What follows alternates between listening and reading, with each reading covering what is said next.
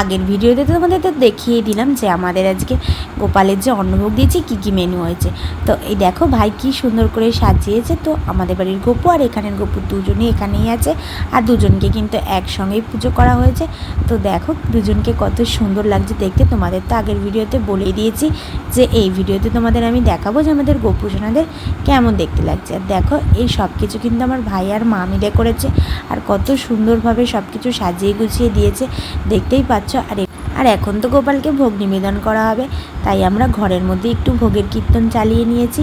তো সেটাই এখন আমরা শুনবো, আর সবাই মিলে গোপালের সামনে এসে পুজো করব। তো তারপরে হবে আরতি। তো সবটাই তোমরা দেখতে পাবে এই ছোট্ট মিনি ব্লগে। তো লাস্ট অব দি ভিডিওটা দেখো, তোমাদের খুব ভালো লাগবে। আর আমি বেশি কথা বাড়ালাম না, তো দেখে নাও যে আমার ভাই কি করে সুন্দর করে আরতি করবে। তো আমার তো খুব ভালো লাগে আমার ভাই যখন আরতি করে, কারণ ও ঠাকুর পুজোর এইসব খুব সুন্দরই করতে পারে। তাই ভাবলাম আজকে তোমাদের সঙ্গে একবার শেয়ার করি। আর অবশ্যই কিন্তু কমেন্টে জানিয়ে যে আমাদের এই ছোট্ট করে একটু আয়োজন তোমাদের কেমন লেগেছে। তো ভালো লাগলে নিশ্চয়ই লাইক করে যেও, আর কমেন্টে কিন্তু বলে যেও।